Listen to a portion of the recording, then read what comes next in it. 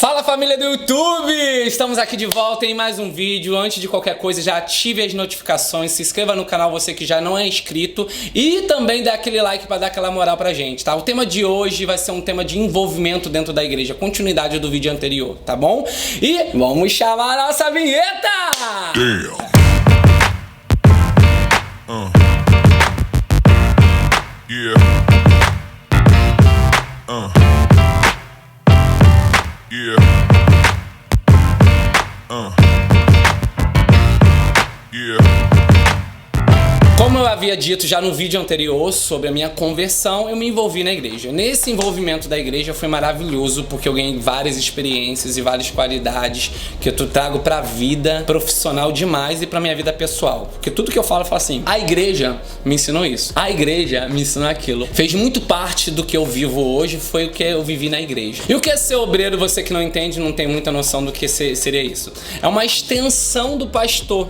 Por exemplo, o pastor não pode estar em todos os lugares ao mesmo tempo, então ele tem pessoas que vai representá-lo através de um obreiro, através de um missionário, através de um pastor auxiliar. E no caso eu era um obreiro que era uma hierarquia abaixo do missionário, pastor, missionário, obreiro. Eu cuidava de células, casas, cultos nos lares. E eu comecei a cuidando de um, onde eu era responsável por cuidar, levava um esboço para dirigir uma palavra, fazer todo o contexto de um culto, mas num lar. E ali eu conseguia captar, prospectar, trazer novos membros para a igreja através do culto dos lares, que era em bairros distante da igreja. Foi aonde eu comecei a ter esse contato social com as pessoas e foi muito bom, porque ali eu começava do zero, não tinha ninguém que fazia parte da igreja a não ser a família da igreja e eu que era o obreiro da igreja responsável ali pelaquela célula. Naquele momento ali eu tive uma experiência muito grande e boa com essa fase de obreiro, até nesses cultos nos lares. Por quê? Porque ali eu lidava com todo tipo de gente e eu sabia que eu teria que resolver problemas. Você aí que na vida tem dificuldade, é uma coisa ruim? Não é.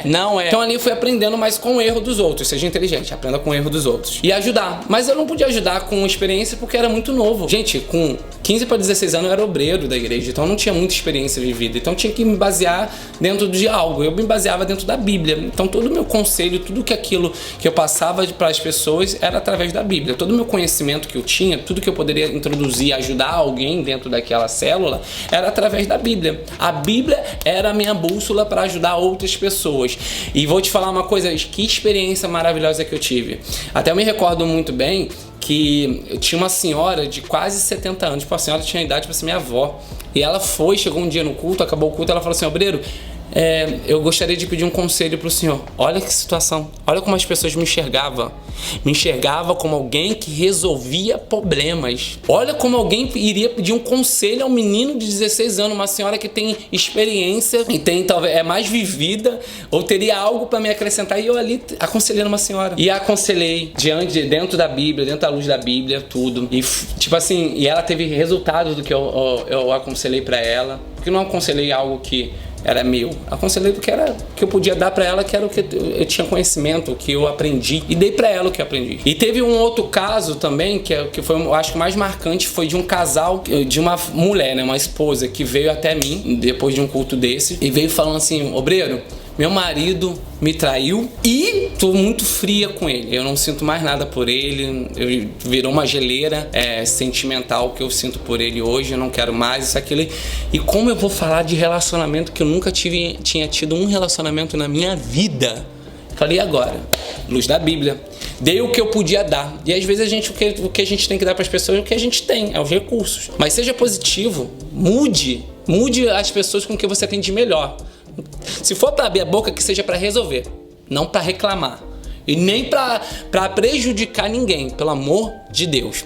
E eu dei para ela, falei assim: amor, vamos lá. Falei assim: você ama? Primeiro tem que saber o que você sente por ele nesse momento. Amo, tenho um filho, isso aqui. E à luz da Bíblia, dei pra ela pontos específicos, fatos pra ela, porque é muito importante a gente trabalhar com fatos, que é real, porque às vezes a gente cria tanta coisa na nossa cabeça que não é real. Eu falei assim: você tem que decidir perdoá-lo, porque no momento que você decidir, porque a decisão é nossa de perdoar, de amar, de voltar. Se você realmente quer ele como esposo, você tem que esquecer e passar uma borracha em cima desse acontecimento. Porém, você você não tem uma amnésia, você não é alguém que vai esquecer, vai dar um delete e acabou.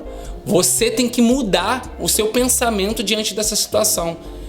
Ver a situação, mas não sentir como você às vezes se coloca sentindo. E às vezes a gente na vida, né? Às vezes a gente fica se sentindo vítima da situação, isso e aquilo. Mas isso não resolve o problema. O que resolve o problema é você tomar uma atitude diferente. Quer continuar, quer salvar o seu relacionamento? Eu acredito que o que você quer, porque se você está falando comigo aqui, é porque você quer uma solução para o que você está passando. E dei a solução para ela. Aí depois, umas 2 semanas depois, ela veio me procurar, ela veio, tipo assim, que gratificante foi ouvir isso.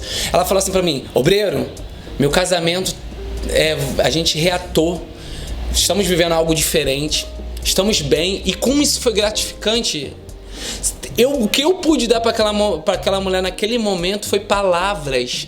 Foi algo, gente, se vocês soubessem o significado e o poder que tem as nossas palavras, a gente não ficava falando asneira para as pessoas, a gente não ficaria reclamando da nossa vida, a gente não estaria sendo tão negativo como a gente é com algumas situações. Aquela palavra deu vida àquele relacionamento, àquela mulher naquele momento.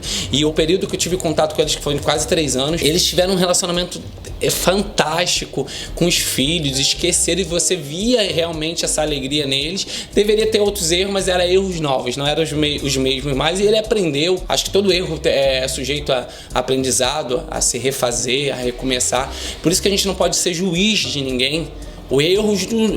Sabe o que eu aprendi? Que o erro nos molda. Você só aprende no erro. Quem fala que aprende nos acertos é mentira. A gente só aprende no erro. Então ele aprendeu. E o relacionamento dele foi um sucesso, porque ele aprendeu no erro. E graças a Deus eu fui um canal para que essa família fosse abençoada. Então, que experiência fantástica como obreiro que eu tive. Então, olha como eu aprendi com a igreja. Olha como eu trago isso pra minha vida. E quando eu vou fazer qualquer coisa na minha vida e trazer qualquer tipo desse aprendizado na minha vida, eu vou lembrando dessa situação toda que eu vivi e vou colocando em prática. Cara, isso funciona. Eu já falei pras pessoas. O que acontece é que as pessoas falam, mas não vivem aquilo que falam. Falam,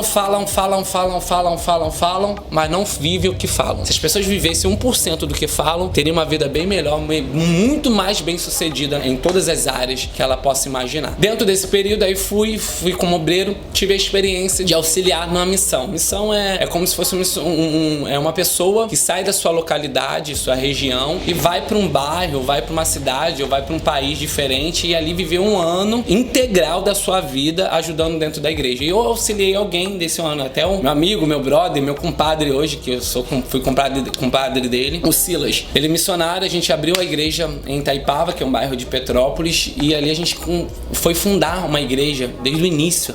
Uma fase embrionária. E a gente fazendo uma analogia sobre isso, aquela igreja que a gente estava fundando, hoje na minha vida pessoal, eu falo que é uma empresa que eu vou fundar. Que experiência fantástica começar do zero, saber que as pessoas, para dar certo, vai depender só de mim. E às vezes na nossa vida tudo depende só da gente. Às vezes não, tudo depende da gente. Tudo. Então eu decidi ir, pagar o preço do tempo, pagar o preço de não comer às vezes, se não vestir, abrir mão de domingos, abrir a mão de sábado para aquele projeto que eu estava vivendo. Porque tem uma coisa que eu aprendi na minha vida, é nunca fazer as coisas relaxadamente.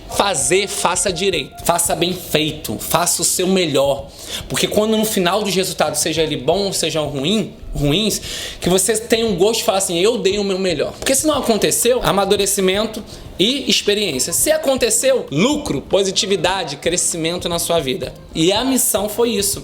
Então essa missão que eu fiz foi quase um ano, foi um ano ali feito, a gente levantou, discipulamos pessoas, porque aí a gente começou a dar a fase A, que é a fase onde a pessoa que está se convertendo, vindo para a igreja, conhecendo o que é uma conversão, o que é um batismo, o que é um envolvimento, o que é uma igreja, todo esse conhecimento até chegar ao batizado, que é uma consumação, eu estou aqui crendo, acredito e agora eu quero me casar. O batizado é um casamento, aí é onde acontece o casamento. Depois, aquela pessoa que se converteu quer ter um envolvimento, aí tinha um discipulado que era específico para entender o que ele fazia parte da igreja, dessa engrenagem da igreja, entre outros assuntos, como dízimos e oferta, entre outros.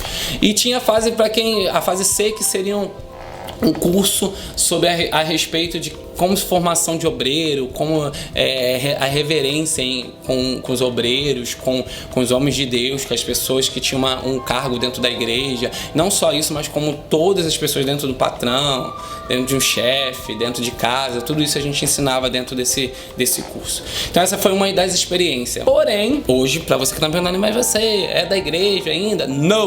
Não faço parte da denominação ainda. Mas isso eu vou deixar para o próximo vídeo para falar sobre esse assunto com vocês.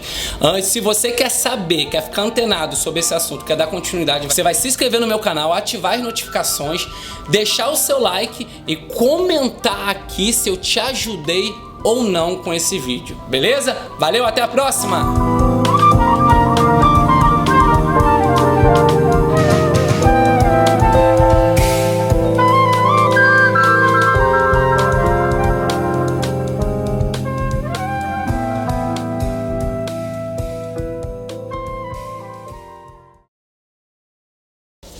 Eita, meus vizinhos devem estar loucos. A primeira coisa que eu me envolvi na igreja foi ser obreiro. O que é ser obreiro na igreja? É como se fosse um auxiliar do pastor, um braço estendido, Luz, tá tudo bem aí? Mete o pé. Mete o seu pé.